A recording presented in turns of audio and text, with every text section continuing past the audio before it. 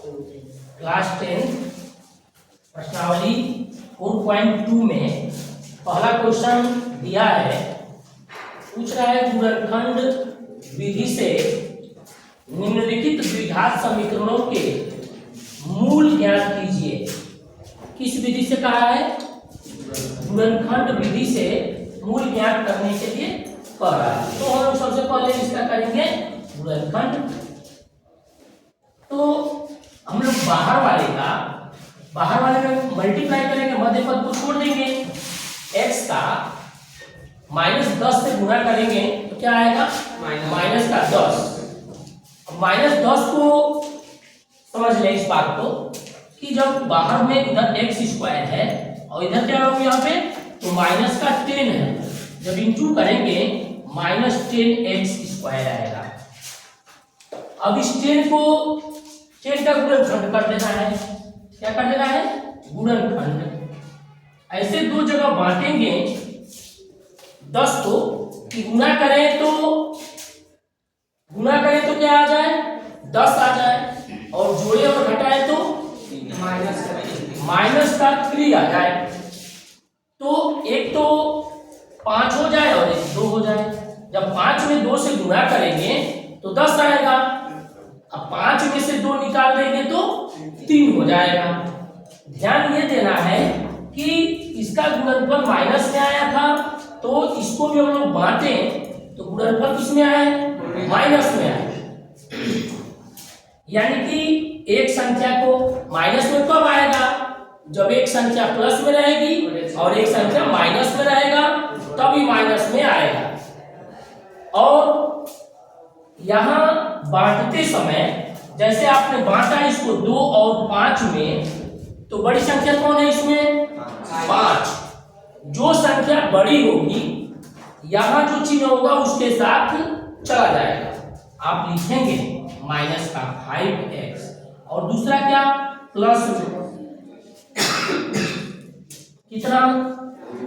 2x minus का 10 = 0। अब देखिए -5 का +2 में इंटू होगा तो माइनस का 10 आ जाएगा। -5 और +2 जब हल होगा तो माइनस प्लस चिन्ह अलग अलग है ना, चिन्ह अलग अलग है, घटेगा और बड़े का चिन्ह लग जाएगा।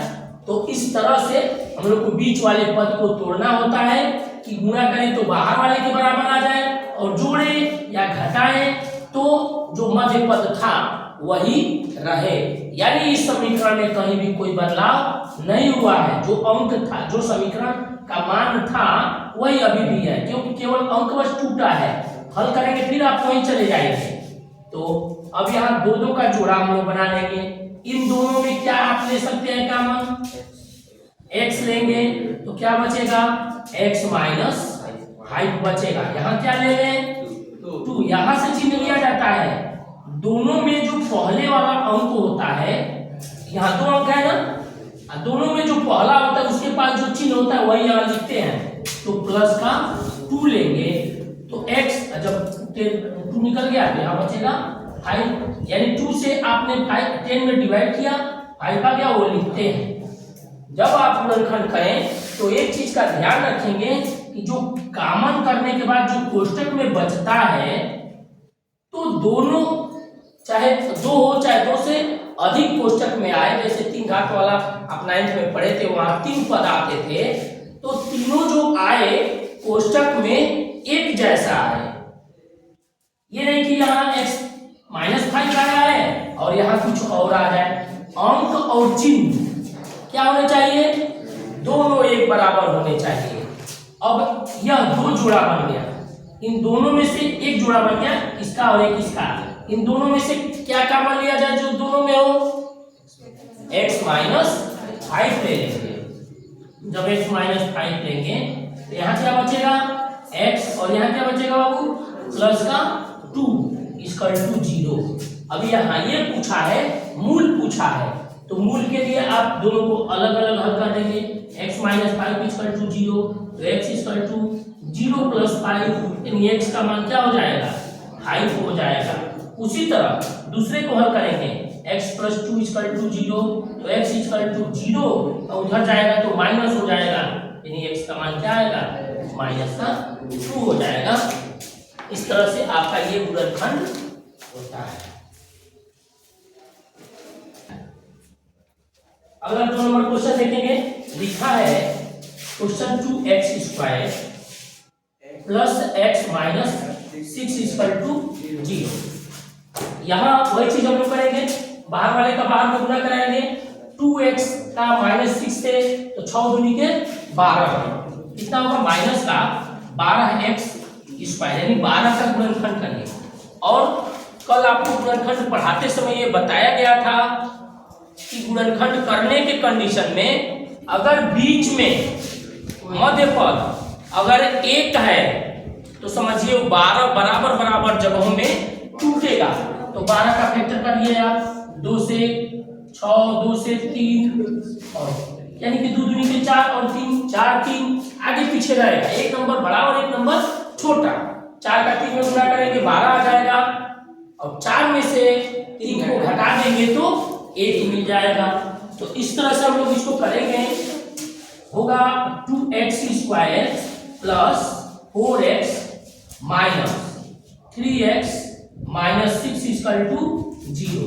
ये दो एक जोड़ा और ये दो का अलग जोड़ा, इसमें क्या ले लेंगे हम लोग कामन, 2x, क्या बचेगा यहाँ x प्लस 2 बचेगा। यहाँ क्या कामन ले, माइनस का 3, यहाँ ध्यान दीजिएगा अभी इसके पहले वाले में यहाँ प्लस था लेकिन ये माइनस है। यहीं से दो पदों में जो पहला पद होता है उसके सामने जो चिन्ह होता है वही चिन्ह आप लिखते हैं। क्या बाबू यहाँ चिन्ह है माइनस, आप लिखेंगे माइनस का 3, और जब प्लस रहता है चिन्ह में कोई बदलाव नहीं होगा, लेकिन अगर माइनस यहाँ लेते हैं तो यहाँ जो भी चिन्ह है वो चिन्ह बदल जाएगा। क्या होगा, तो ये माइनस का 3x था, यानी कि अगर माइनस नहीं रहता तो माइनस x लिखते, लेकिन माइनस जब लिए हैं तो ये x माइनस वाला किस में बदल जाएगा, प्लस में, और ये माइनस का 6 है वह किस में बदल जाएगा, प्लस में।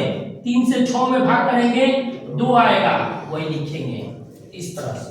अब इन दोनों में क्या कॉमन करें, तो x प्लस 2 कॉमन करेंगे, क्या बचेगा, पहले पद का 2x और दूसरे में माइनस 3 इक्वल टू 0। अब दोनों को अलग अलग हल कर दीजिए, इसका लिखेंगे x प्लस 2 इक्वल टू 0, तो x इक्वल टू इधर प्लस है उधर जाएगा, क्या करेगा, माइनस कर देगा, यानी x का मान क्या आ जाएगा, माइनस का 2।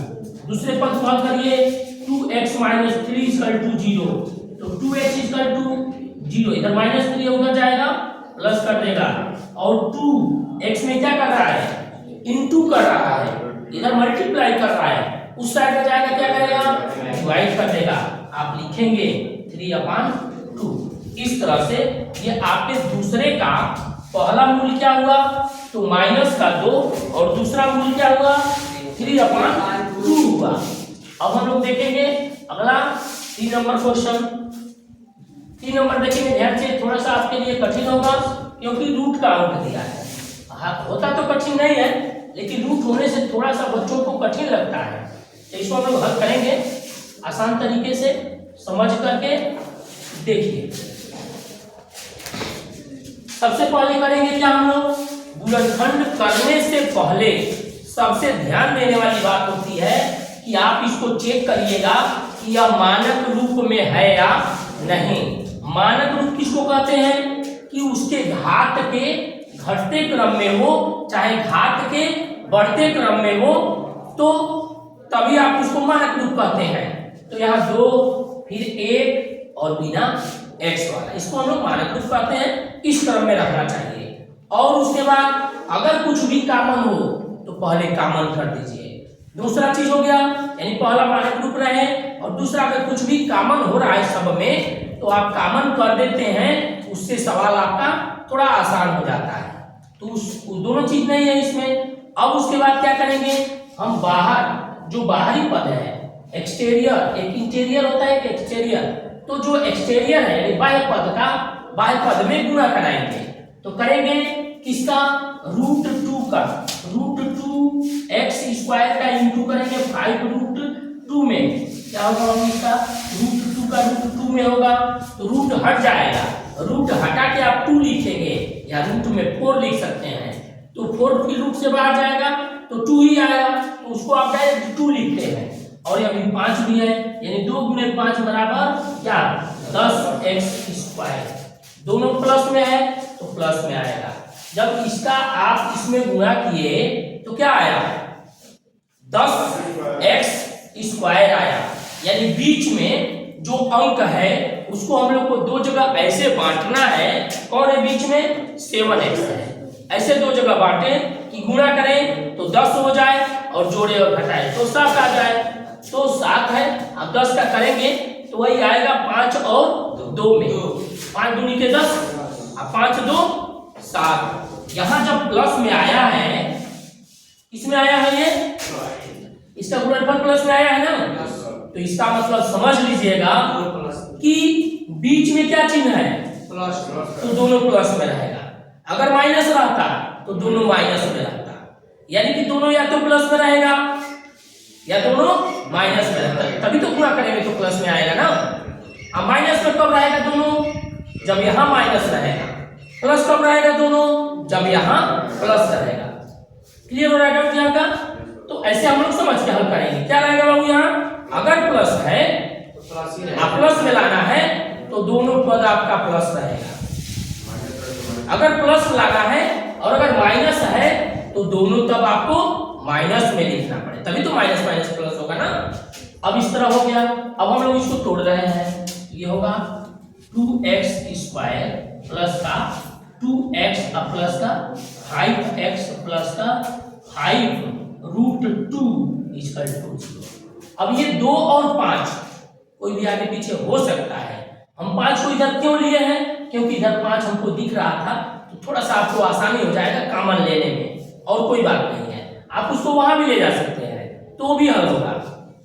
अब यहां हम लोग हल करेंगे, इन दोनों में कॉमन क्या लिया जाए, यहां √2 है और ये 2 है। अगर इसको आप रूट में ले जाते हैं तो क्या बनेगा, रूट में 4 बनेगा। 2 को अगर रूट में ले जाते हैं तो रूट में 4 बनेगा। अब यहाँ √2 यहाँ √4, तो क्या कॉमन लेंगे, √2 कॉमन लेंगे, करड़ी में 2 को कॉमन लेंगे और x दोनों में है, एक ठो x ले लीजिए। जब एक ठो निकल गया तो यहाँ तो खत्म हो गया, यहाँ क्या बचा x बचा, और यहाँ क्या था तो 2x है, यानी 2x को क्या लिख सकते हैं, रूट में 4 लिख सकते हैं, लिख सकते हैं ना। तो √4 से एक ठो निकल गया, यानी √2 से √4 को डिवाइड करेंगे तो √2 बचेगा, तो वही जो बचेगा वो आप लिखेंगे क्या √2। यहाँ क्या कॉमन कर दें, यहाँ तो सीधा दिख रहा है कि 5 कॉमन करिए, तो यहाँ x बचेगा। कैसे 5 दिख रहा है बताइए, क्योंकि इसके अंदर क्या बचाना है, x प्लस √2 आया है तो वही यहाँ भी बचाना है, तो 5 हटेगा तभी तो x बचेगा, तो सीधा यहाँ दिख रहा है कि यहाँ 5 हटेगा, तो 5 हमने कॉमन किया तो जो बच गया वो हम लोग लिख लिए। अब दोनों कोष्टक में देखिए एक जैसे हो गया कि नहीं, एक जैसे हो गया का मतलब कि आपका सवाल ठीक ठाक चल रहा है। अब इन दोनों में कॉमन क्या करेंगे, x प्लस √2 कॉमन करेंगे, यहाँ क्या बचेगा √2x और प्लस 5 यही होगा। अब दोनों को अलग अलग हल करके x प्लस √2 0, तो x 0 माइनस √2, x का मान क्या आएगा माइनस का √2 हो जाएगा। इसको हल किया जाए, √2x plus 5 0, √2x 0 minus 5, √2x -5, तो x -5 अपॉन √2 ये इसके मूल हो जाएंगे। यहां अगर मूल का आप क्या करना चाहें, मूल का अगर आप हल करना चाहें, इसको कहते हैं परिमेयकरण।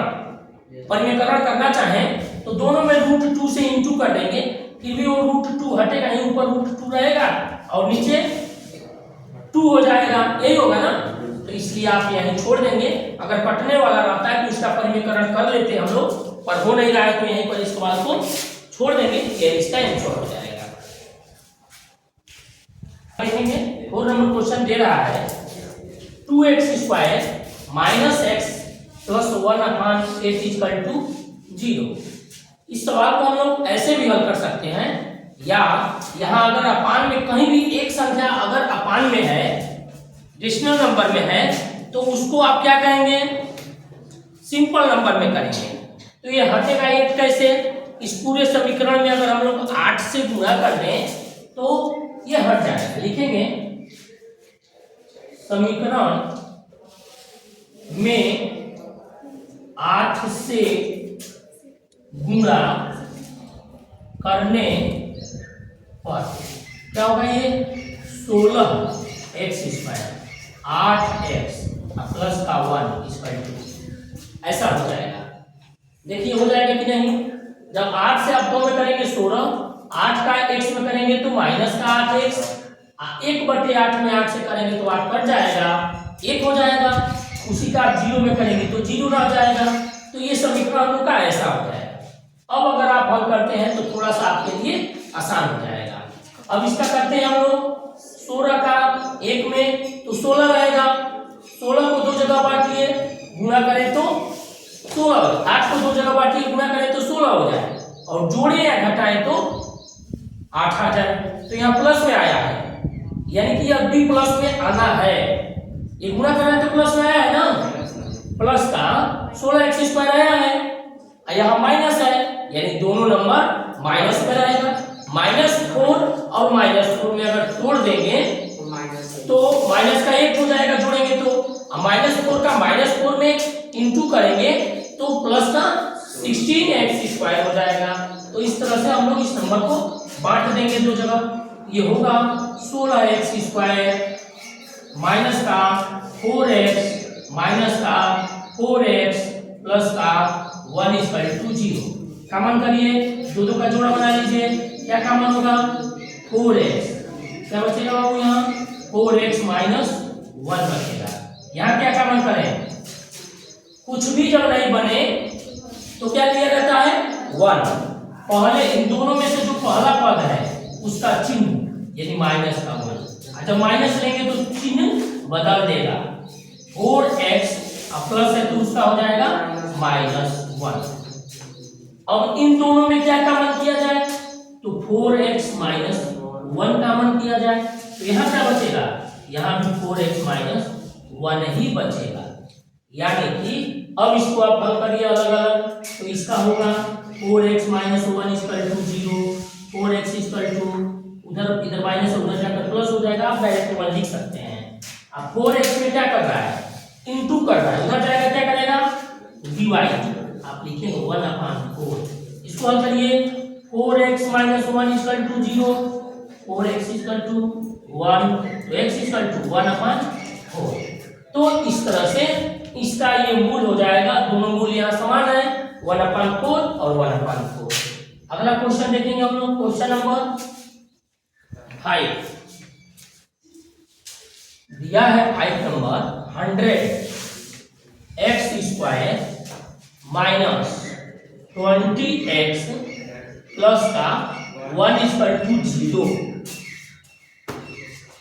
मानक रूप में है, इसका मन नहीं हो रहा है, अब बाहर वाले का बाहर में गुणा कर रहे हैं हम लोग, तो 100 का 1 में कर रहे हैं तो 100x² प्लस का, यानी बीच वाले को 2 जगह बांटना है तो 20 है, तो 100 में 100 यानी 2 × 10 10 में बांट दीजिए, -10 और -10, -10 का -10 में गुणा करेंगे तो प्लस का 100 आ जाएगा।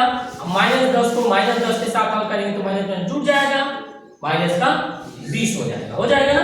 तो इस तरह इसको हम लोग बांट लेंगे, करेंगे, यहाँ होगा 100x - 10x - 10x प्लस 1 = 0। ये 2 पद और ये 2 पद क्या कॉमन ले लो यहाँ पे, 10x, यहाँ वही बचेगा 10, सॉरी यहाँ स्क्वायर है ना, तो यहाँ बचेगा 10x और माइनस का यहाँ क्या बचेगा, 1 बचेगा, क्योंकि पूरा का पूरा कॉमन हो गया है। यहाँ क्या कॉमन करें तो ठीक वही वाला होगा जो यहाँ हो रहा था, कुछ भी नहीं बन रहा था, यहाँ भी कुछ नहीं बन रहा है, तो माइनस का 1 करिए, माइनस करेंगे फिर टेन एक्स माइनस है तो चिन्ह बदल देगा इक्वल टू 0। अब यहाँ इन दोनों को हल करिए, दोनों में से कॉमन क्या हो रहा है, टेन एक्स माइनस 1 हो रहा है, तो यहाँ क्या बचेगा, टेन एक्स माइनस 1 बचेगा इक्वल टू 0। अलग अलग हल कर दीजिए, ten X minus 1 equal to 0, ten X equal to, ये माइनस उधर जाएगा प्लस हो जाएगा तो x इक्वल टू 1/10। दूसरे को हल करिए, ten X minus 1 equal to 0, तो टेन एक्स इक्वल टू उधर जाएगा 0 साइड में प्लस 1 हो जाएगा यानी x इक्वल टू 1/10। तो इस तरह से इन दोनों के मूल समान हो गए, 1/10 इसका भी हुआ और 1/10 इसका भी होगा।